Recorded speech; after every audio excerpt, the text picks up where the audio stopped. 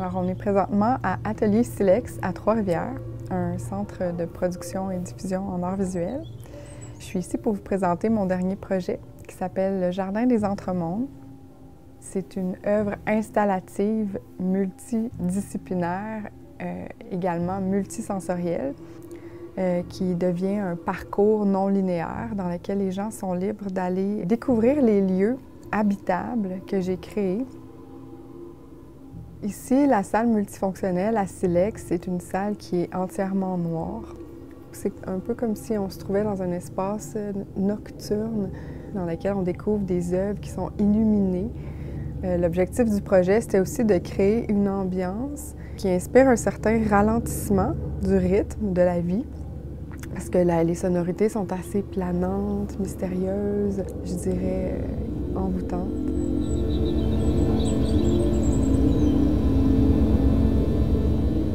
Quand on rentre, on est face à une arche qu'on pourrait aussi voir comme un portail qui est éclairé par des projections vidéo, dans laquelle il y a aussi certains éléments qui sont disposés, dont des dessins.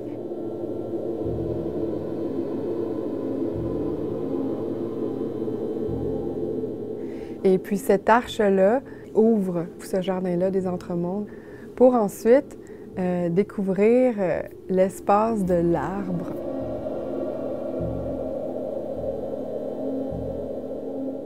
Donc, c'est un arbre cabane qui est entièrement fait de textiles recyclés, dans lequel on peut entrer, puis dans lequel on est également immersé dans une expérience olfactive. Quand on rentre dans cette petite cabane, cette petite hutte tanière, notre expérience est complète, physique, sonore, visuelle.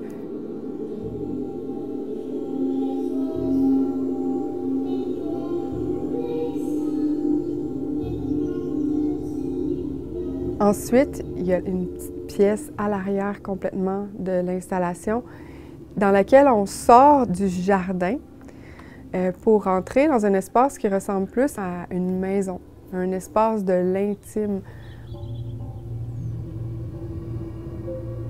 Donc, dans cette pièce, il y a également un grand tableau de 5 par 7 pieds qui a été dessiné au fusain et au crayon de plomb. C'est inspiré de L'Homme de Vitruve de Léonard de Vinci. Donc, c'est une pièce dans laquelle on voit l'union du féminin et du masculin dans un même être. Ce projet-là, il est conçu sous une forme d'avoir plusieurs seuils à franchir pour arriver dans les prochains espaces. Donc, il y a une forme de rituel derrière la conception même du lieu, dans lequel les sonorités viennent embaumer et unifier, comme pour faciliter l'ouverture à vivre l'expérience proposée.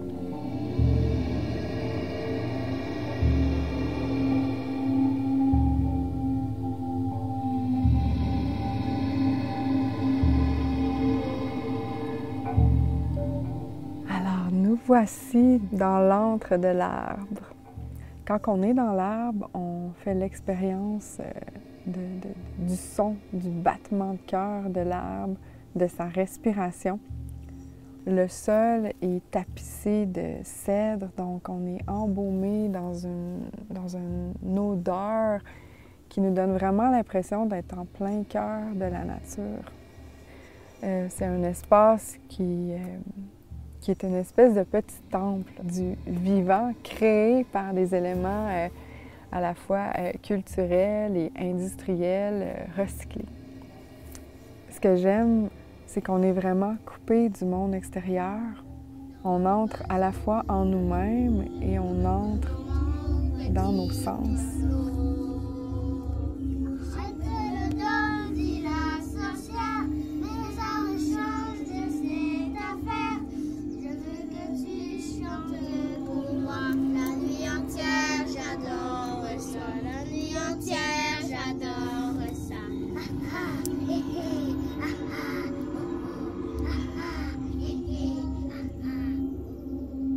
Donc ici, on est dans l'arrière de l'installation, tout au fond.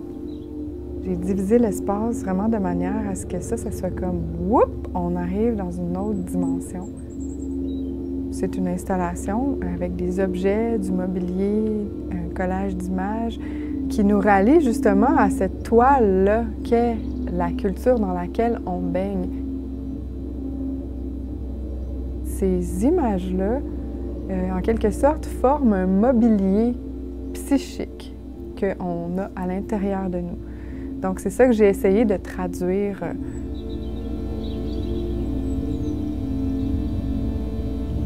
Parmi les images qu'on retrouve dans le collage, il y a des images qui viennent des contes. Puis, il y a pour moi, dans ces images-là, une symbolique, quelque chose qui a marqué mon imaginaire, qui a aidé à construire qui je suis devenue. Et des fois, parfois, bien malgré moi. Ces images-là peuvent venir mettre en lumière certains des stéréotypes que la culture véhicule à travers les contes, à travers la publicité et autres qui influencent notre devenir. Puis, il y a également des images qui font plus référence à l'Anthropocène ou l'état du monde actuel. Mélanger tout ça ensemble avec des images plus de beauté de la nature, des images qui ont plus une connotation mystique, viennent former une ambiance quasiment sacrée. Dans ma démarche artistique, il y a aussi cette volonté-là de transformer ou de redéfinir notre perception du sacré pour l'amener ailleurs. On vit dans un monde très axé sur le sens de la vue, puis on en consomme de l'image beaucoup, de plus en plus, puis on ne se rend pas nécessairement toujours compte de ce que ça laisse comme trace dans notre psyché. Le projet est comme une mini-expo en soi, parce qu'on traverse différents environnements, différents espaces, puis là, on arrive à cette œuvre-là. Pour moi, c'est une œuvre qui est importante dans mon parcours parce qu'elle recouvre vraiment large de ce que je pourrais appeler ma mythologie personnelle. C'est un hommage à tous les règnes qui évoluent sur le plan terrestre, mais également dans les autres dimensions. Parce qu'ici est représenté le monde souterrain, comme je pourrais l'appeler, le monde qu'on peut voir, et la dimension cosmique. Et sans oublier les êtres du petit peuple qui se retrouvent là. Donc, ces petites créatures magiques qui évoquent aussi cette croyance-là que j'entretiens avec le mystérieux, les choses qu'on ne voit pas, que je tente de rendre visibles à travers mon art. Le dernier espace à travers lequel on a la chance de traverser en parcourant mon œuvre, c'est un couloir de pompons. Ce qui m'amène à vous partager une chose qui est importante dans ma démarche, c'est le jeu. Je trouve ça important d'avoir des espaces qui stimulent notre cœur d'enfant et qui nous font jouer et nous font nous émerveiller. Puis, moi, je trouve que c'est une émotion qui est bénéfique, qui nous amène vraiment dans un autre état. Donc, venez-vous-en, on va traverser le couloir de pompons.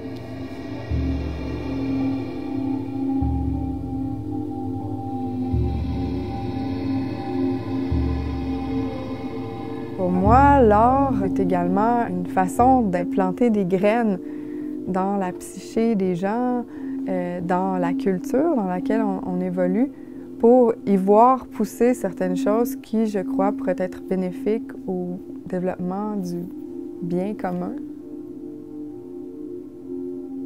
Il y a un mot que j'aime vraiment beaucoup, c'est le mot « nature culturelle » en un mot. Donc, c'est cette idée-là de l'alliance nature-culture et de la philosophie qui veut qu'on arrête de séparer ces deux concepts-là, puis plutôt de voir comment on coexiste ensemble, puis de créer ces espaces-là harmonieux. Donc, le Jardin des Entremondes, c'est une proposition d'harmonie entre les différents aspects qui coexistent sur notre planète pour, justement, voir comment est-ce que tout ça peut s'entendre ensemble puis devenir un laboratoire de l'équilibre.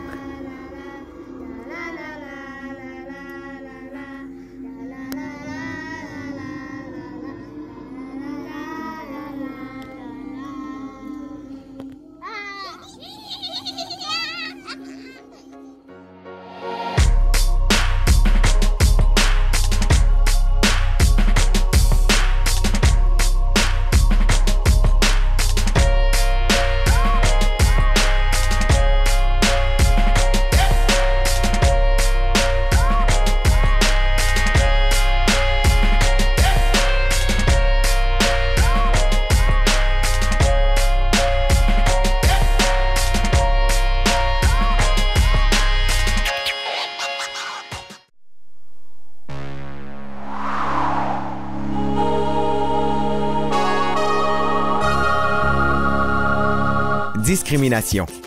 Un locataire vous refuse la location d'un logement? Tentez de connaître la raison pour laquelle il refuse et vérifiez si le logement demeure à louer. Il est important de savoir qu'un locataire ne peut refuser un logement en raison d'une situation de vie comme la condition sociale, l'orientation sexuelle ou les origines. Contactez la Commission des droits de la personne et de la jeunesse si vous vous sentez victime de discrimination. Enquête de crédit. Les locataires sont de plus en plus nombreux à réaliser une enquête de crédit. Même s'ils ont le droit de le faire, ils ne peuvent exiger des informations personnelles comme le numéro d'assurance sociale, le permis de conduire ou le passeport pour effectuer leur enquête. Pour obtenir l'historique de crédit, ils ont besoin du nom, de l'adresse actuelle et de la date de naissance. Lors de la signature du bail, le locataire doit remettre au locataire une copie du bail et une copie des règlements de l'immeuble s'il y a lieu. Avant de signer, le locataire prudent doit vérifier que toutes les sections sont remplies.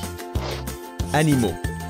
Dans le bail, il y a une clause qui spécifie le droit d'avoir un animal de compagnie ou non.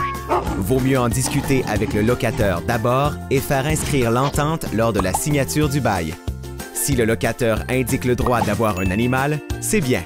Si la case du refus est cochée, cette clause doit être respectée.